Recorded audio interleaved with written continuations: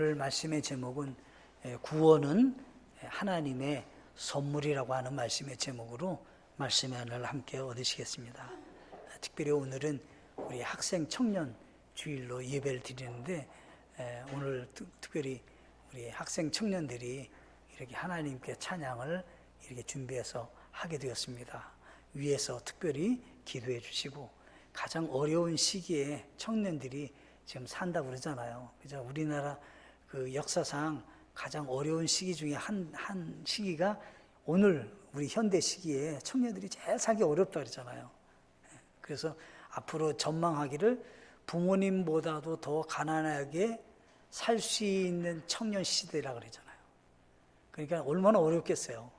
그러니까 지금의 그 청년들이 앞으로 살 그런 시기가 굉장히 험난한 그런 그 상황 가운데 살아야 되는데 특별히 기도해 주시고 그런 가운데서도 하나님께서 도우셔서 능히 피할 길도 내시고 또 그 가운데서 하나님의 이름을 영원롭게 할 수 있는 우리 귀한 청년들 될 수 있도록 기도해 주시고 후원하시고 또 격려해 주시면 좋겠다 싶습니다. 성경에서 중요한 개념이 있습니다. 첫째, 구원입니다. 성경을 읽고 성경을 아는 분이라면 제일 첫 번째 성경적인 개념이 있어야 돼요. 그게 뭐냐면 구원이라고 하는 거예요. 구원이라는 거. 제일 중요한 문제 이거예요. 이거보다 더 중요한 것은 없어요. 내 구원의 문제, 내가 천국 갈 수 있는 문제, 이게 제일 중요하고 제일로 우리에게 있어서는 다시 한번 점검도 하고 다시 한번 이것이 확신이 있어야 된다라고 하는 거예요.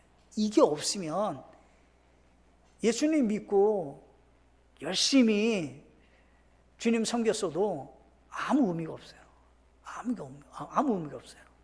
그러니까 구원이 없다 하면 이건 반드시 점검하셔야 되고 구원의 확신이 있는 가운데 인생을 사셔야 되는 거예요.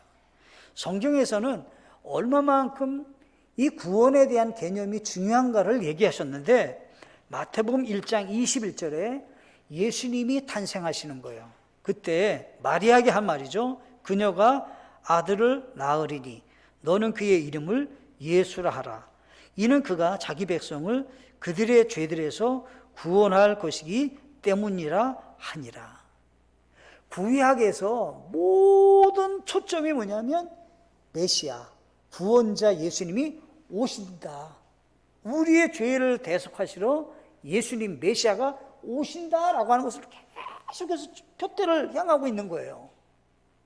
근데 예수님이 오셨을 때 정확하게 예수님이 왜 이 땅에 오시는 목적이 무엇인지를 정확하게 얘기했어요. 예수는 그들의 죄들에서 구원할 것이라는 거예요.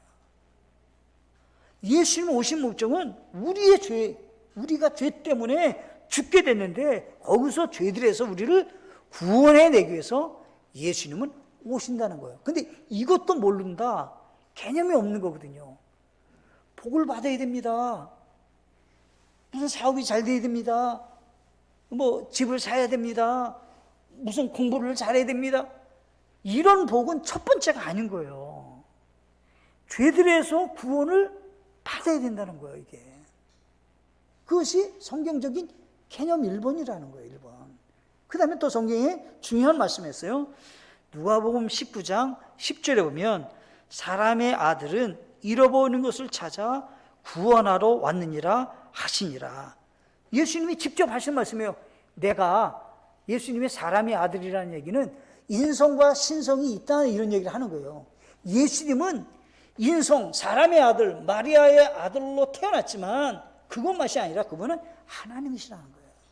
그 하나님이 몸을 입고 이 땅에 오신 그 분이 무엇 때문에 오셨느냐 직접 얘기하는 거예요. 잃어버린 것을 찾아 구원하러 왔다는 거예요. 잃어버린 영혼을 어디서요? 하나님께로 잃어버린 영혼을 구원받게 하기 위해서 예수님이 이 땅에 오신 목적이다라고 하는 거예요. 교회를 다니십니다. 근데 교회를 다니는 첫 번째 통과해야 될 게 뭐냐? 구원이 있어야 된다는 거예요. 구원이 없이 교회를 다니신다. 그분은 의미가 없는 거예요. 의미가 없는 거예요. 의미가 없는 거예요. 네.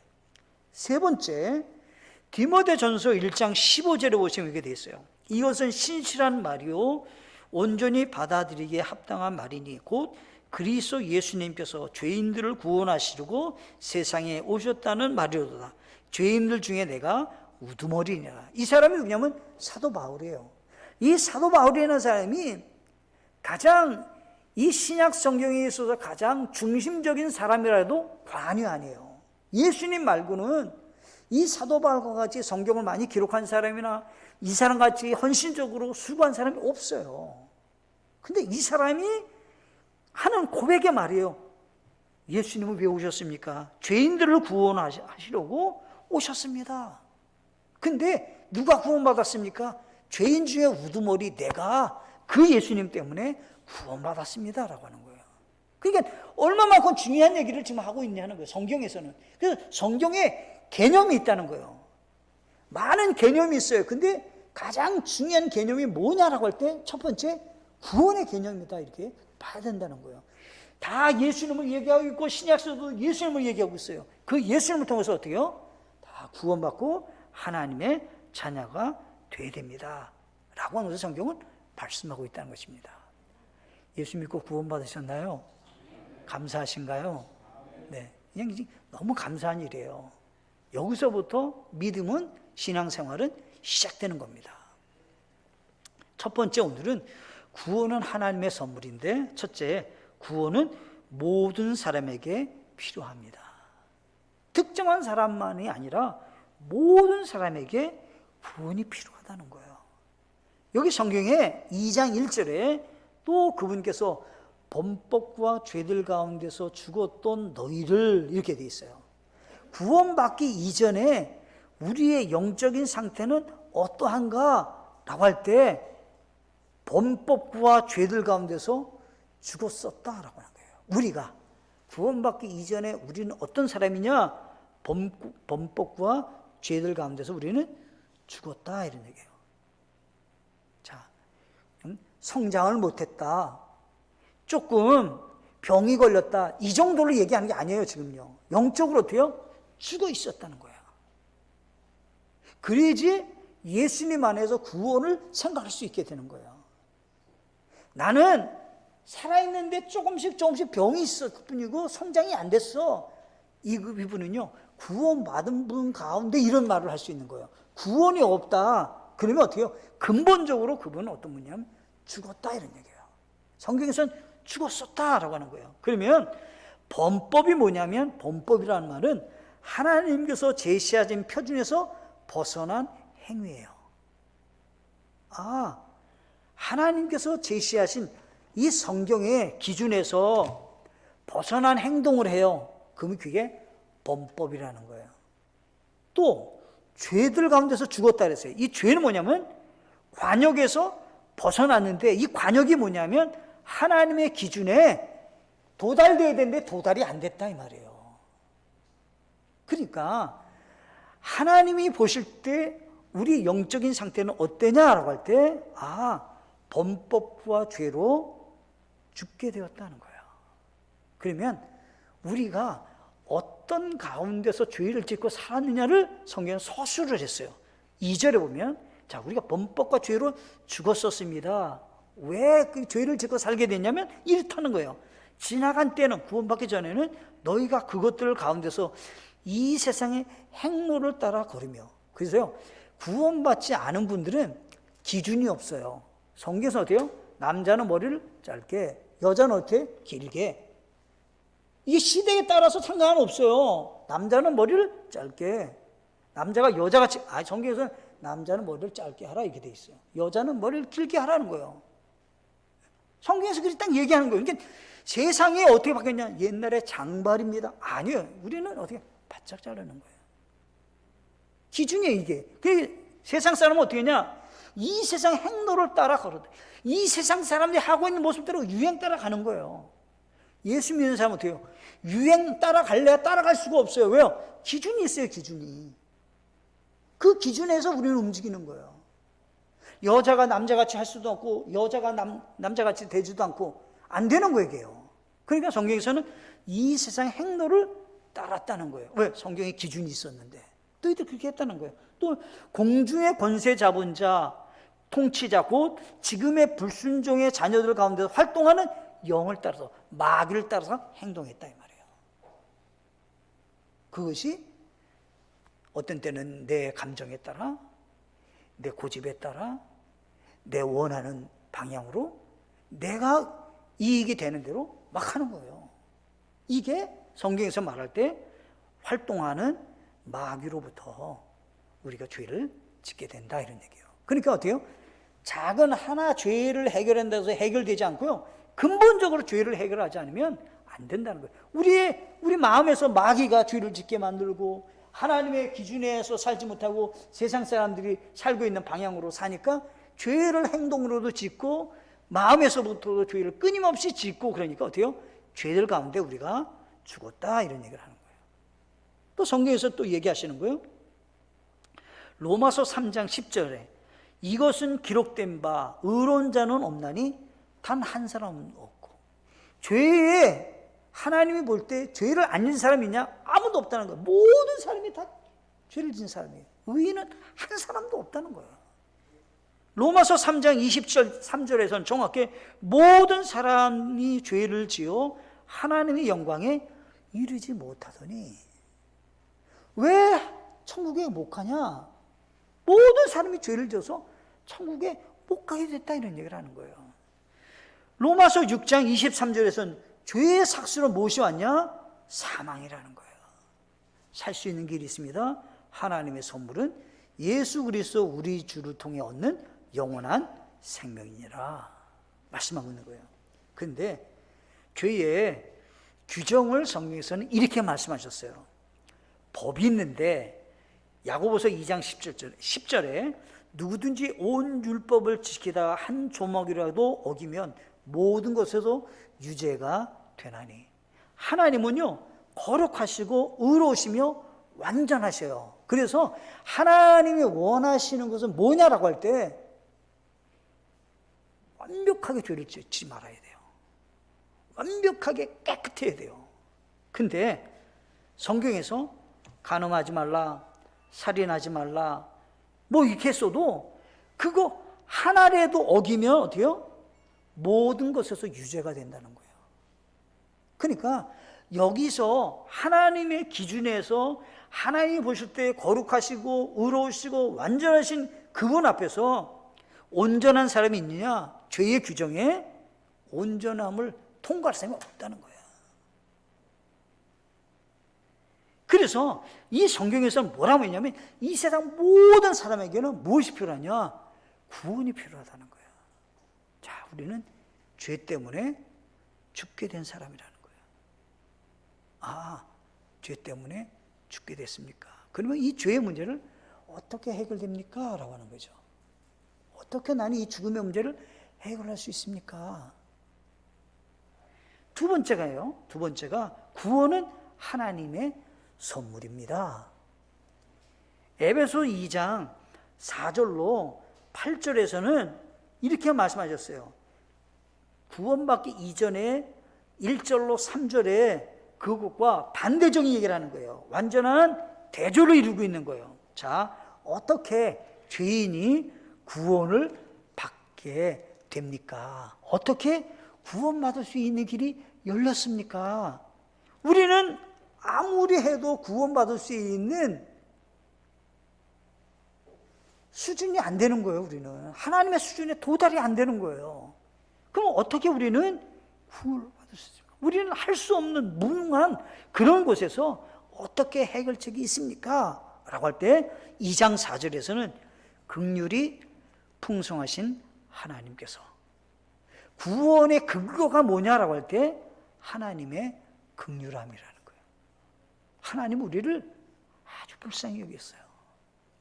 하나님 우리의 죄를 사시기 위해서 애쓰는 그런 마음이 있는 거예요. 그냥 너무 딱한 거예요.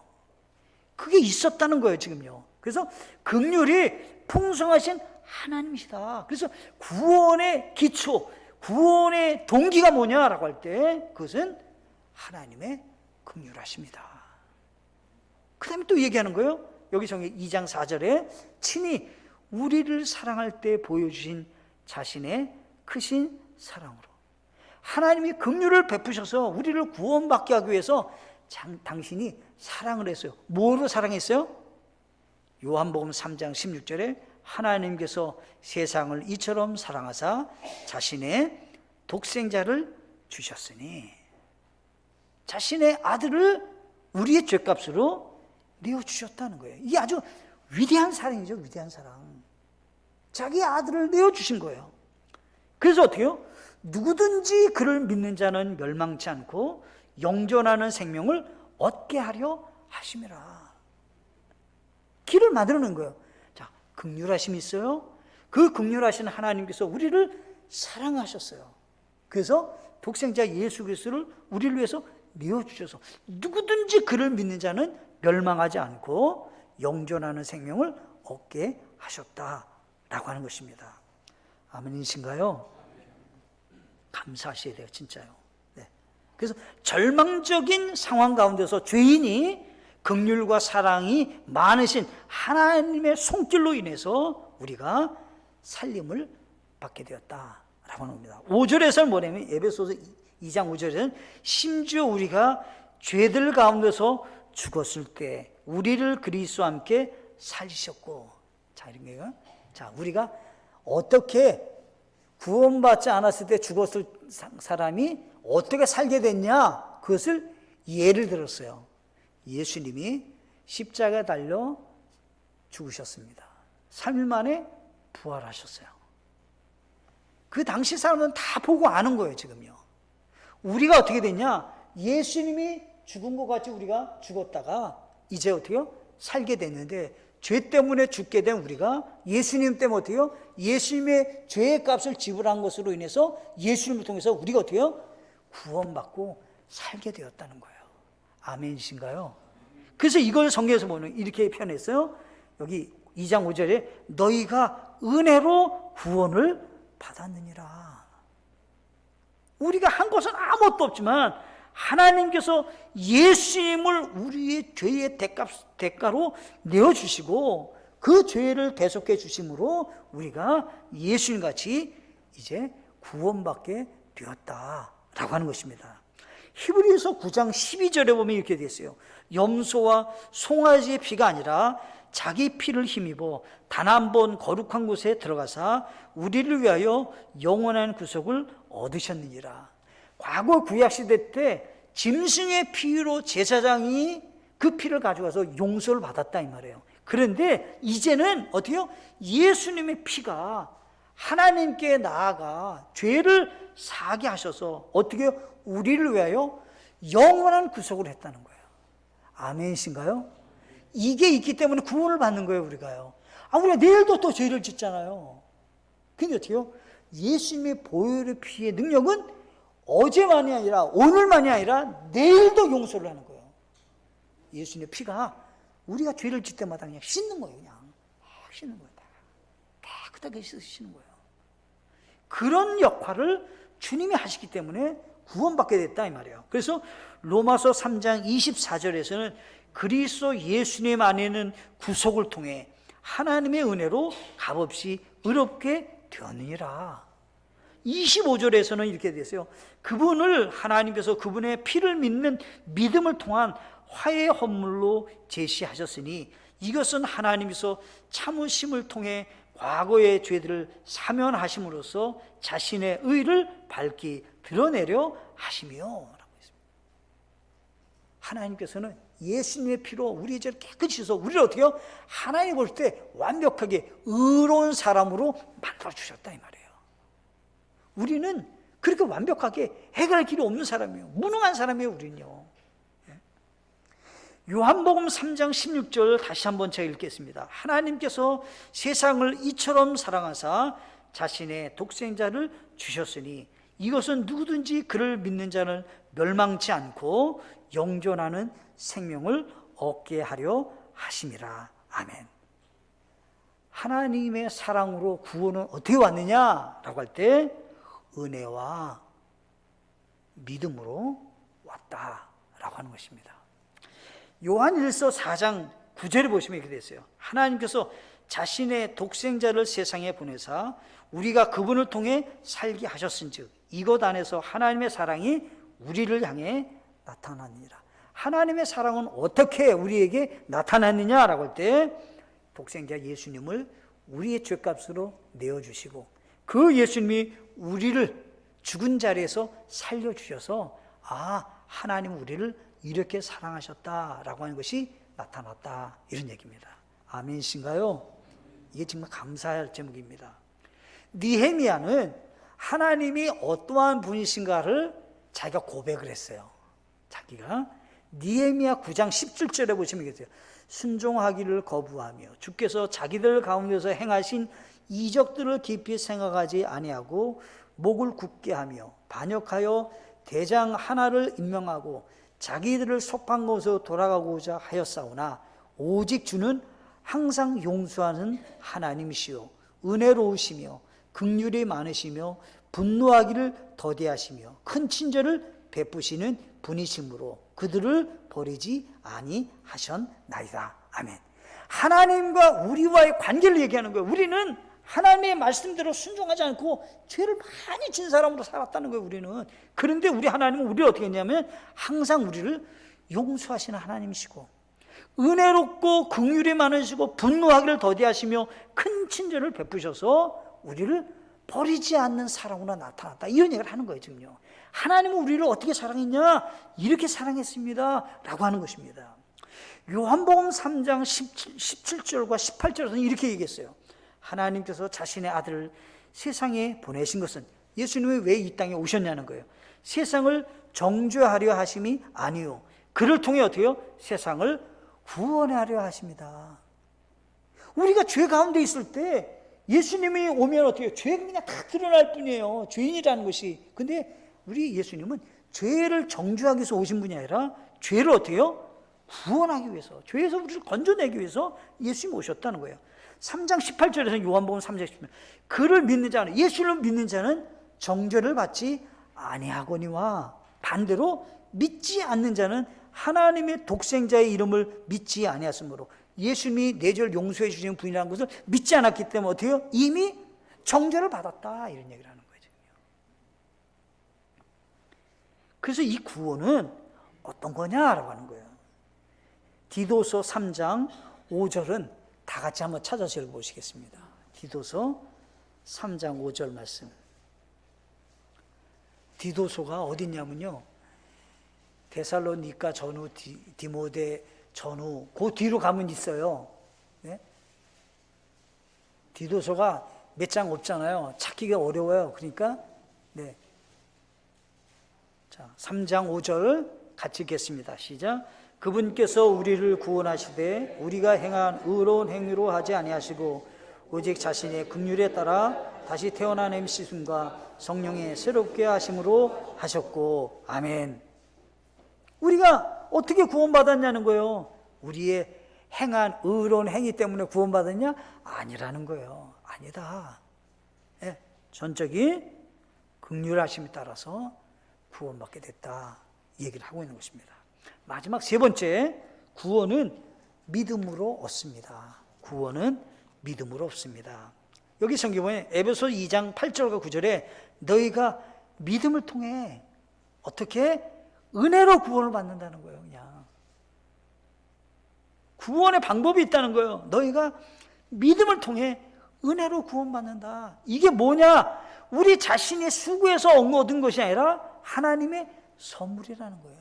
우리가 다른 사람보다 의로운 행동이 있었기 때문에, 아름다운 섬김이 있었기 때문에 그 조건이 아니라 이것은 아무도 자랑하지 못하게 하는 하나님의 선물로 왔다라고 하는 것입니다. 사도행전 16장 30절로 31절에 가면 빌립보의 간수장이를 사도 바울이 만납니다. 그때 이 간수장이와 그의 가족들이 구원을 받아요. 어떻게 구원받냐면 그들을 데리고 나와 이르되 선생들이여 내가 무엇을 하여야 구원을 받으리까 하거늘 그들이 이르되 주 예수를 믿으라. 그리하면 내가 구원을 받고 내 집이 구원을 어디요? 받게 된다 이런 얘기예요. 자, 가족도 구원받고 모든 사람이 구원받는다는 게 아니라 내가 먼저 구원받으면 어때요? 구원받은 사람이 예수님을 소개해서 온 가족이 구원받게 되는 일이 나타난다 이런 얘기를 하는 거예요. 지금요. 어떻게 구원받느냐? 주 예수를 믿으라 그러면. 그리하면 내가 구원을 받고 잘라지는 거예요. 구원을 받고 그 다음에 어떻게 해요? 내 집이 구원을 받게 된다 이 말이에요. 요한복음 19장 30절에 보면 이렇게 되어 있어요. 그러므로 예수님께서 식초를 받으신 뒤에 이르시되 다 이루었다 하시고 머리를 숙이신 뒤 숨을 거두시니라. 여기 예수님이 마지막으로 십자가에 달려 돌아가실 때 하신 말씀은 다 이루었다 그랬어요. 다 이루었다는 말은 뭐냐면 이제 마쳤는데 무엇을 마치냐? 죄의 구속이 마쳐진다 이 말이에요. 이제 거룩하신 하나님의 진노에서 구원받을 수 있는 길이 열려진다 이 말이에요. 죄의 용서를 받는 것이 성전에 가서 짐승들을 바치는 것이 아니라 예수님의 피로 사함을 받는 일이 일어난다. 그래서 어떻게요? 성전의 휘장이 위에서부터 아래까지 쫙 찢어지는 거예요. 누가 찢은 거예요? 하나님이 찢은 거죠. 이제 그런 역할이 없어요 이제요. 레위기 17장 11절에 가면 이렇게 되어 있어요. 이는 육체의 생명이 피에 있기 때문이라. 내가 피를 너희에게 주어 제단 위에 뿌려 너희 혼을 위해 속죄하게 하셨나니 피가 혼을 위해 속죄하느니라. 피가 흘려져야 용서를 받게 된다는 거예요. 근데 과거 짐승들은 누구를 예표하냐면 예수님을 예표하죠. 그렇대요. 과거에는 피 용서를 받기 위해서 짐승들을 하나님께 바쳐서 그 피 흘림으로 용서를 받았는데 이제는 예수님께서 우리 죄를 사시는 분이시다 하는 거예요. 그래서 육체의 생명이 피에 있기 때문에 성경에서 어떻게 해요? 피를 먹지 말라는 거예요. 피를 먹지 마라. 그는 육체의 생명은 피에 있다는 거예요. 그러니까 피를 먹지 말라 성경에서 얘기하는 거예요. 이것은 십계명이 아니에요. 갈 수 있으면 어떻게 해요? 피 안 먹어야 되는 거예요. 선지 드시거나 뭐 피를 마시거나 이런 걸 안 하셔야 되는 거예요. 이게 성경에서는 피를 마시지 말라는 거예요. 왜? 그 생명이 거기 있다는 거예요. 내가 생명 먹는 일을 하지 말라는 거예요. 요한복음 1장 12절에 그분을 받아들인 자들 곧 그 이름을 믿는 자들에게는 다 하나님의 아들이 되는 권능을 그분께서 주셨으니 라고 했어요. 자, 우리가 어떻게 하나님의 자녀가 됐습니까? 아들이 됐습니까? 그분의 이름을 믿는 자들에게는 구원받는다 이런 얘기예요. 요한복음 3장 36절 말씀에서는 아들을 믿는 자에게는 영존한 생명이 있고, 아들 누구예요? 예수님이죠. 예수를 믿는 자는 영존한 생명이 있고, 아들 예수님을 믿지 않는 자는 생명을 보지 못하고 도리어 하나님의 진노가 그 위에 머물러 있느니라. 차이가 있어요. 예수 믿고 구원받으면 생명이 있고, 예수님을 믿지 않는 사람은 어때요? 하나님의 진노로 지옥 가게 된다 이런 얘기를 하는 거예요. 성경에서는요. 아주 간단하잖아요. 예수를 믿는 것과 믿지 않는 것의 결과는 엄청나다라고 하는 거예요. 로마서 3장 28절에 그러므로 우리가 결론을 내리노니 사람은 율법의 행위와 상관없이 믿음으로 의롭게 되니라. 그러니까 성경에서 딱 결론을 내렸어요. 종교심이 있어서 구원받는다고요? 그 사람 예수는 모르니까 그런 얘기 하는 거예요. 지성이면 감천이다 안 되는 거예요. 그러니까 그것으로 예수 믿고 구원받는 것이 아니다라고 하는 사실을 꼭 기억하셔야 된다는 겁니다. 요한복음 6장 40절만 읽고 마치도록 하겠습니다. 요한복음 6장 40절 말씀 우리 함께 찾아서 읽고 마치도록 그렇게 하시겠습니다.